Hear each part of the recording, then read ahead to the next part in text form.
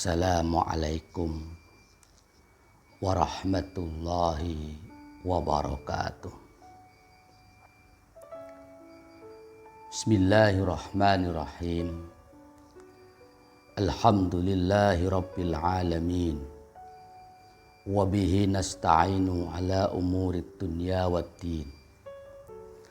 Wassalatu wassalamu ala asrafil anbiya'i wal mursalin. Sayyidina wa habibina wa maulana Muhammadin wa ala alihi wa sahbihi ajma'in, amma ba'du.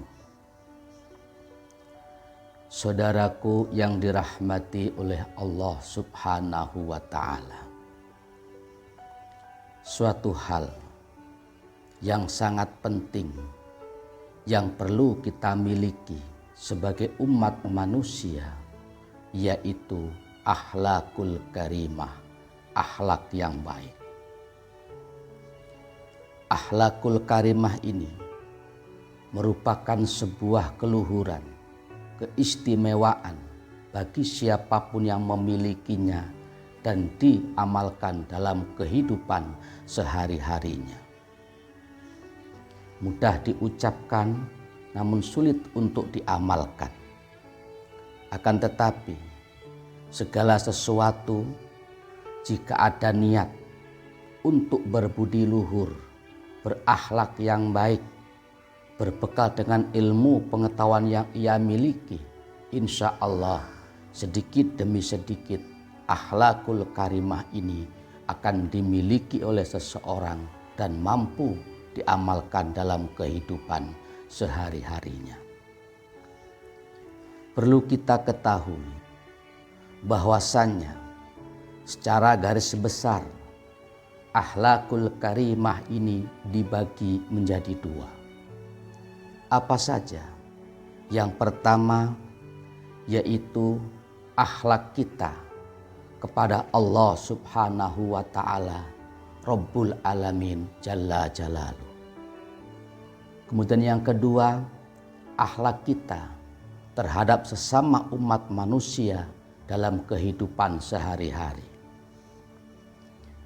Sebagaimana yang telah sama-sama kita ketahui, bahwasannya kita sebagai seorang muslim yang beriman kepada Allah Subhanahu wa ta'ala memiliki beberapa kewajiban-kewajiban yang harus kita jalankan.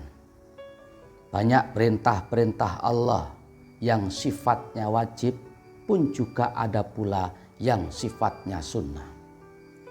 Jikalau kita mau melaksanakan itu semuanya, terutama yang wajib, dengan penuh keikhlasan, semata-mata mengharap ridho Allah Subhanahu wa ta'ala, maka setetes ibarat dari air lautan, kita sedikit sudah memiliki akhlak yang baik terhadap Allah Subhanahu wa ta'ala.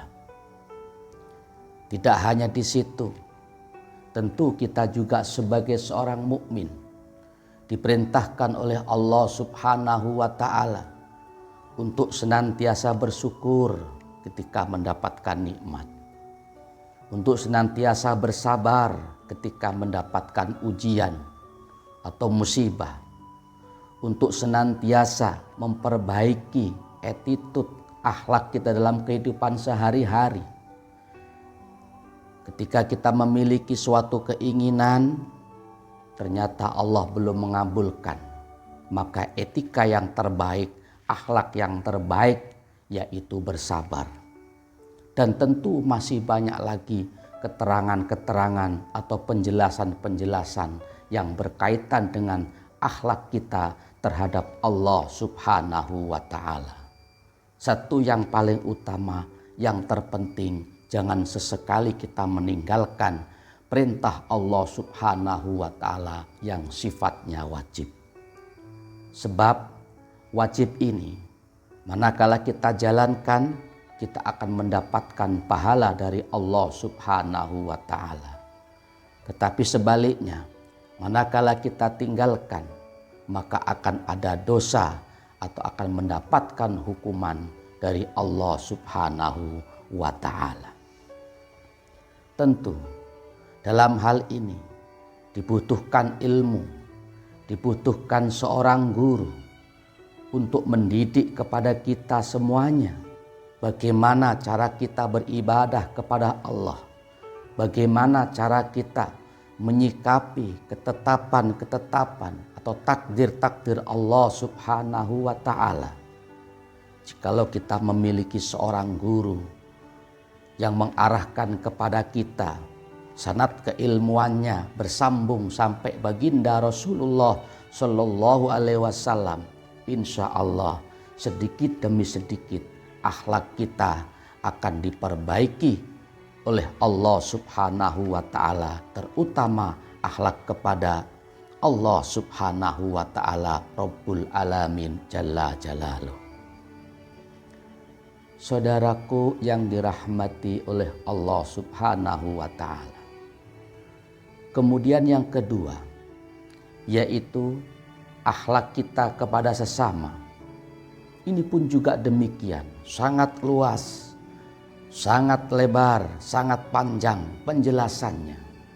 Akan tetapi sedikit yang Al-Fakir akan jelaskan salah satu akhlakul karimah, akhlak yang baik kepada sesama adalah yaitu saling menghormati, saling menyayangi. Jikalau usia kita lebih muda dari orang lain, maka kewajiban kita adalah menghormatinya. Jikalau usia kita lebih tua dari orang lain, maka kewajiban kita adalah menyayanginya. Yang lebih tua menyayangi yang lebih muda, yang lebih muda menghormati kepada yang lebih tua. Dengan demikian, sedikit demi sedikit kehidupan ini akan terhiasi dengan akhlakul karimah, dengan saling menghormati dan saling menyayangi. Dalam hal ini, junjungan kita Rasulullah Shallallahu Alaihi Wasallam bersabda, "Laisa minna man lam yarham soghirona wala syarrafa kabirona." Yang artinya, tidaklah termasuk golonganku, yaitu orang-orang yang tidak mau menghormati terhadap orang yang lebih tua usianya, pun juga bukan termasuk golongan dari umatku, yaitu orang-orang yang tidak menyayangi bagi orang yang lebih muda usianya. Dengan demikian, jikalau kita ingin betul-betul diaku sebagai umat Nabi Muhammad Sallallahu Alaihi Wasallam, mendapat syafaat Rasulullah Sallallahu Alaihi Wasallam, di samping kita menjalankan perintah-perintah Allah dan menjauhi segala larang-larangannya, satu di antara yang tidak kalah pentingnya adalah kita harus menghormati kepada siapapun yang lebih tua usianya dan menyayangi kepada siapapun yang lebih muda usianya.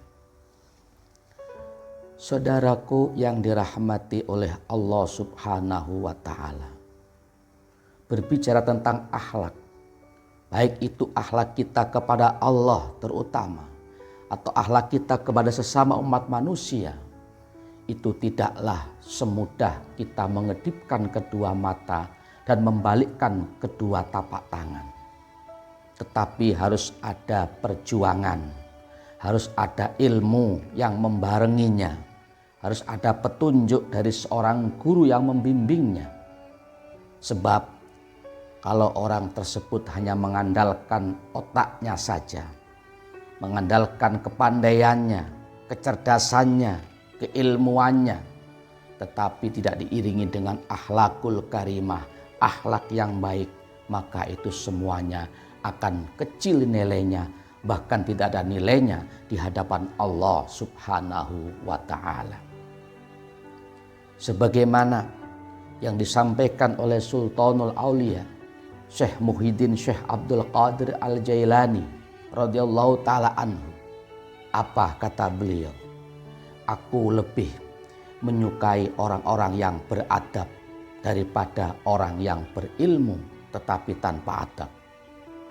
Jika hanya berilmu saja tetapi tidak ada adab, tidak ada akhlak yang baik, maka setan atau iblis alaihi laknat itu lebih cerdas, lebih pintar daripada umat manusia.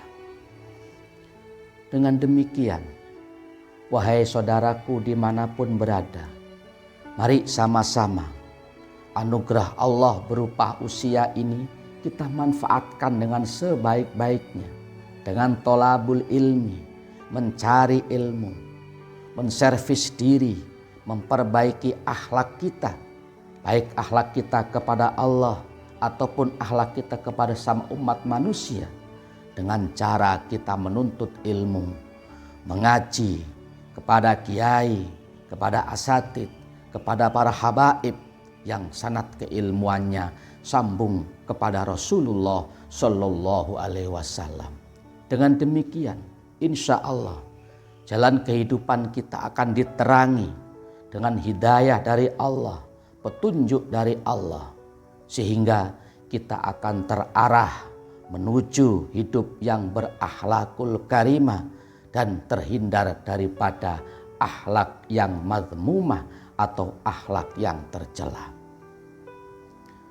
Saudaraku yang dirahmati oleh Allah Subhanahu wa Ta'ala, jangan sia-siakan umur yang diberikan oleh Allah kepada kita ini dengan bersenda gurau, dengan bersenang-senang yang tidak ada faedah dan tidak ada gunanya, sebagai sarana untuk memperbaiki diri, untuk memperbaiki kualitas pribadi kita masing-masing, baik di mata Allah Subhanahu wa Ta'ala ataupun di mata sama umat manusia, yaitu dengan cara meninggalkan sesuatu yang tidak ada guna dan faedahnya, dan diisi dengan sesuatu hal yang ada guna, faedah dan manfaatnya, karena itu akan kembali kepada diri kita masing-masing, baik manfaat ataupun mandorotnya. Mudah-mudahan Allah Subhanahu wa Ta'ala memberikan petunjuk, pertolongan kepada kita semuanya, hingga kita mampu merealisasikan akhlakul karimah, akhlak yang baik, baik akhlak kita kepada Allah ataupun akhlak kita kepada sesama umat manusia, hingga kita menjadi orang yang selamat fid dunya hattal akhirah. Amin amin ya rabbal alamin. Terima kasih atas perhatiannya. Mohon maaf apabila ada salah dan kurangnya. Sedikit yang Al-Fakir dapat sampaikan, namun demikian dapat dimengerti dan dipahami, dan mudah-mudahan ada berkah bagi kita semuanya. Amin amin ya rabbal alamin. Wallahul muwafiq ila aqwamit thoriq. Assalamualaikum warahmatullahi wabarakatuh.